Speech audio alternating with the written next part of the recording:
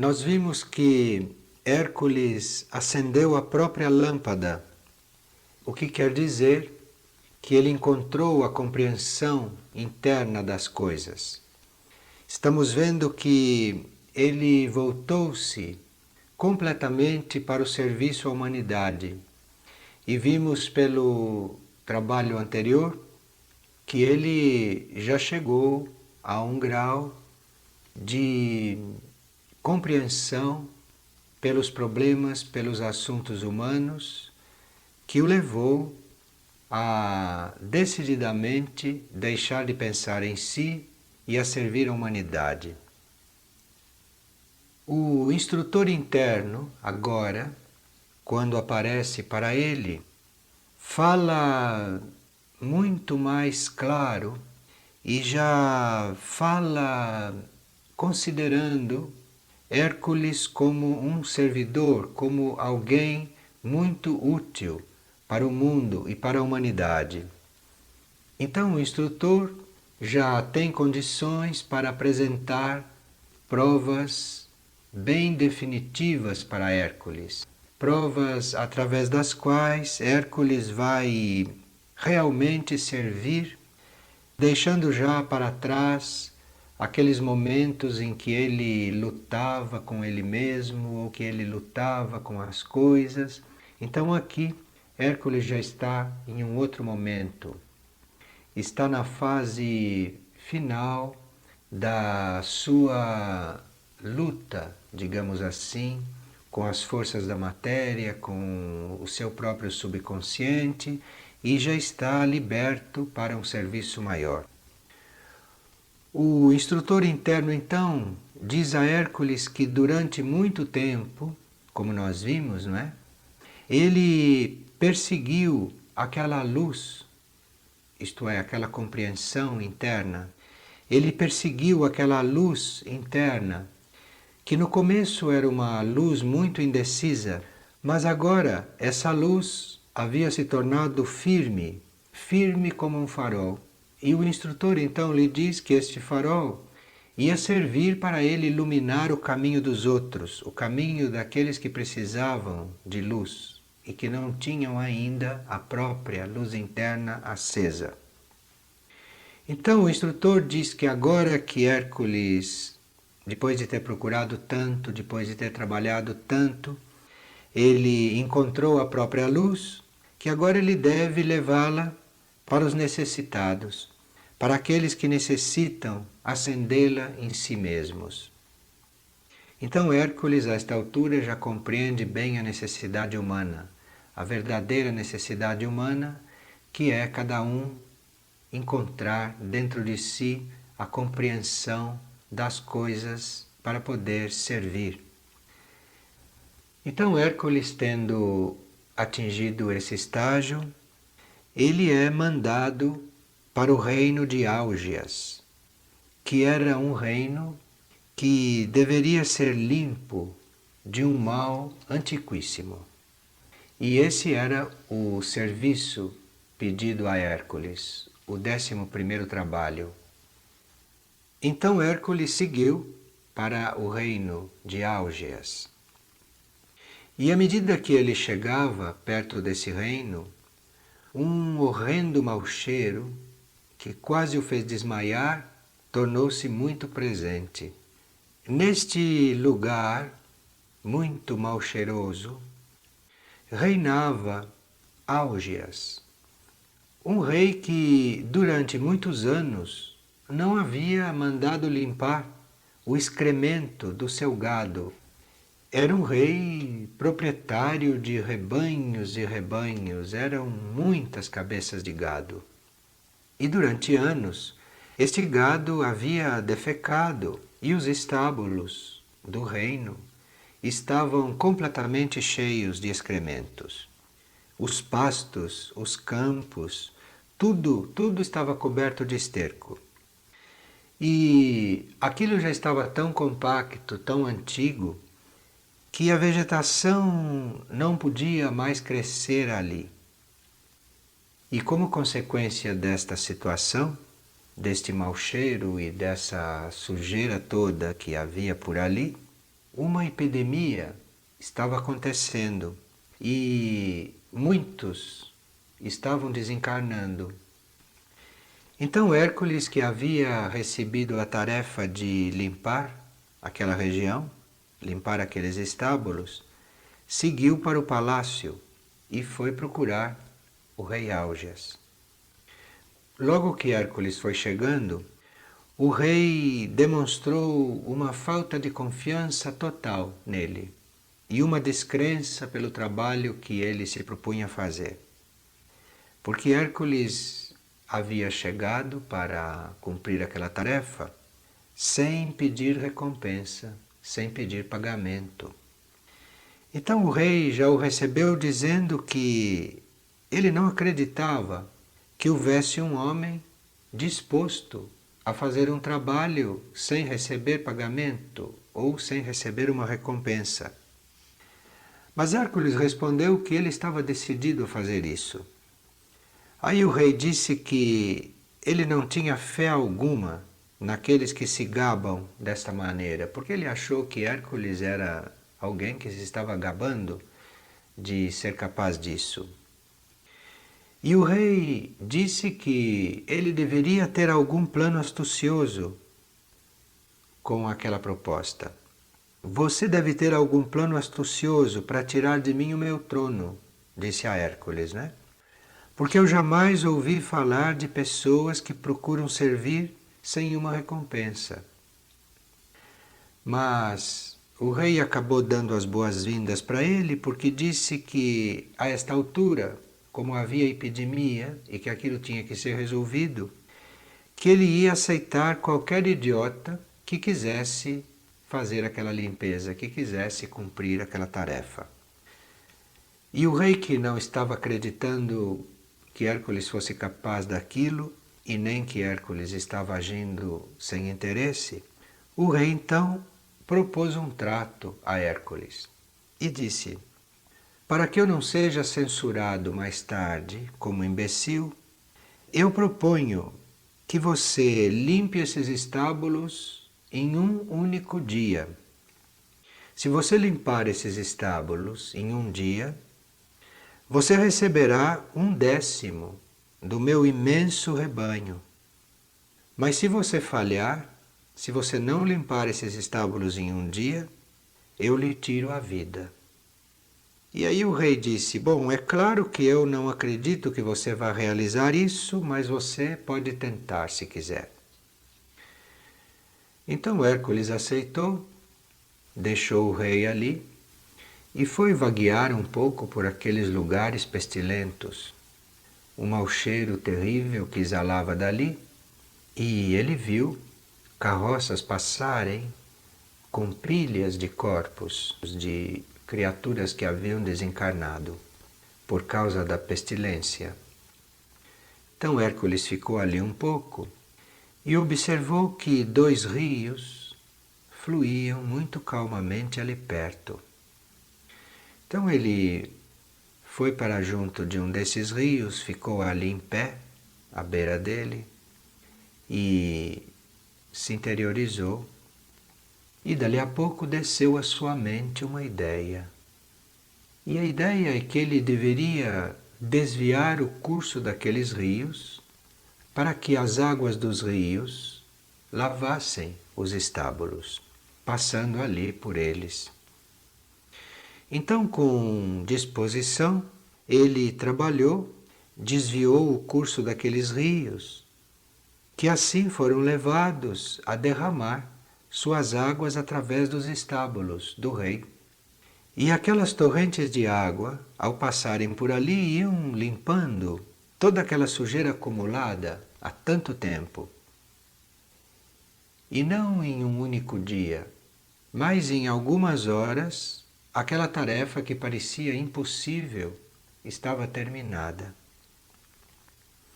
Então Hércules ficou satisfeito com o resultado e voltou à presença do rei. Mas aí o rei o recebeu muito mais agressivo do que no começo. E disse: você usou de um truque para realizar esta tarefa. O trabalho não foi feito por você. Quem fez o trabalho foram os 2 velhos rios. E aí o rei olhou bem nos olhos e, muito irado, disse: olha, tudo isso foi um ardil que você armou para tirar de mim o meu gado. E foi uma espécie de conspiração contra o meu trono, para me desmoralizar. Então saia daqui, senão eu lhe corto a cabeça. Hércules nada respondeu, saiu, banido daquele reino, e o rei lhe pediu, um pouco antes, que ele jamais pusesse os pés ali de novo, sob pena dele ser morto. Assim, então, tendo realizado a tarefa que foi prescrita, Hércules voltou para junto do seu instrutor. E o instrutor o recebeu dizendo que ele tinha se transformado em um servidor do mundo. E disse a ele: você usou a sua luz para que a luz de outros pudesse brilhar no futuro. E a gema que o 11º trabalho oferece, ela é sua para sempre. Ninguém pode tirar de você isso que você conquistou. Nós vemos aqui nesta história que Hércules não está mais encarregado de tarefas que dizem respeito ao seu próprio desenvolvimento, ao trabalho nele mesmo, mas que ele foi, depois de ter alcançado uma certa compreensão, de ter encontrado a sua luz interna, ele foi encarregado de limpar os estábulos, isto é, ele foi mandado limpar a sujeira da humanidade, a sujeira milenar da humanidade. Então trata-se de uma história de serviço desinteressado e de intuição. São as coisas básicas, não é? Neste trabalho. Então nós vimos que a este ponto, quando nós nos voltamos para servir a humanidade, para servir o mundo, porque já compreendemos esta enorme necessidade, não é? Já compreendemos a necessidade desta limpeza, já compreendemos a necessidade deste trabalho de purificação e de alinhamento. Quando nós compreendemos isso, geralmente nós nos encontramos diante de tarefas inesperadas. E como se vê aqui, não de tarefas que nos exaltam ou nos valorizam aos olhos do mundo, aos olhos das pessoas, ou aos nossos próprios olhos, não é? Como personalidade, mas estamos realmente diante de tarefas que não são valorizadas. E isso então faz parte do serviço desinteressado, faz parte da qualidade do serviço desinteressado, que é uma atitude interna da gente. Esse serviço desinteressado, ele não é feito para nos valorizar aos olhos dos outros ou aos nossos próprios olhos, mas ele é feito pelo outro. Ele é feito simplesmente para suprir a necessidade do outro. E ele não é um meio de liberação para nós próprios, nem um meio de promoção, mas ele é um resultado de nós não estarmos mais autocentrados, isto é, da gente não estar mais pensando em si próprio. Então não é para nós que esse serviço é feito, mas é para ajudar aqueles que estão perturbados e aqueles que estão realmente necessitados ou com as próprias luzes ainda não acesas, como diz o símbolo. E nós vemos pela história que quando esta atitude está correta, quando esta atitude é sincera e inteira, não é necessário fazer força quando se vai servir. Fazer força no sentido antigo, quer dizer, esforçar-se, né? Lutar muito. Não, não.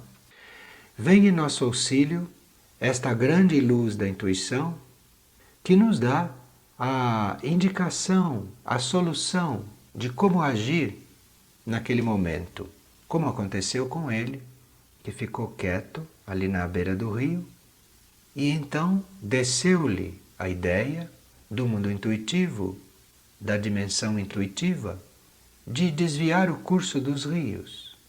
Então, no serviço desinteressado não há luta.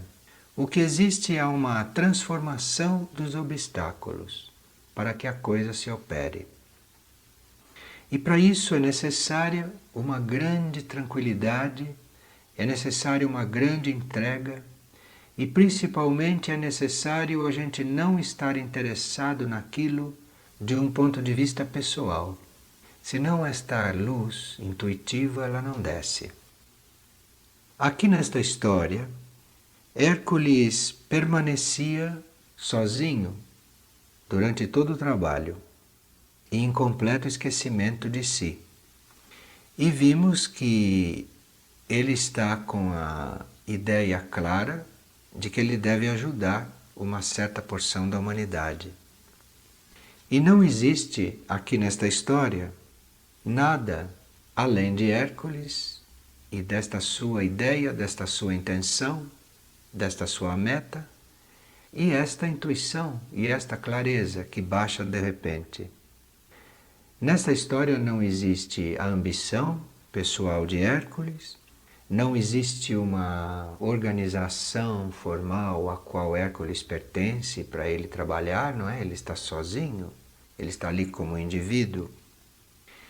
E essa posição de Hércules e esta intenção de Hércules, isso nos faz lembrar muito os grupos de trabalho da nova era, os grupos de trabalho dos tempos que estão se aproximando, os grupos de trabalho do novo mundo, que não são grupos como estes que existem ainda hoje, montados com o sentido velho, isto é, porque pessoas têm afinidade entre si, porque pessoas têm os mesmos interesses, ou pessoas que estão se apoiando umas às outras, ou pessoas que necessitam estar em grupo para se suprirem mutuamente, para se apoiarem mutuamente, ou para passarem o tempo até, para arranjarem algo para fazer. Ou então porque são pessoas que estão agrupadas porque elas têm os mesmos interesses. Este grupo que Hércules representa, este grupo é como se fosse um indivíduo só. Este é o grupo novo. E como é que um grupo se torna como um só indivíduo? Como Hércules que estava ali, parado, quieto, à beira do rio, recebendo a ideia correta. Como um grupo pode ser como um homem sozinho? Isto é, como um grupo pode ser perfeitamente unido? Pode nas circunstâncias em que este trabalho indica. Isto é, se cada elemento do grupo tiver a meta altruísta, tiver a ideia firme de servir, e se cada membro estiver tranquilo e perfeitamente alinhado com os seus níveis superiores de consciência. Então, se cada membro do grupo estiver nesta mesma atitude com que Hércules está neste trabalho, o grupo como um todo é como se fosse um só indivíduo. O grupo funciona perfeitamente. Não há necessidade deste grupo fazer propaganda daquilo que ele faz. Não há necessidade de nenhuma forma de persuasão. Não há necessidade de nenhuma espécie de doutrinação entre os membros.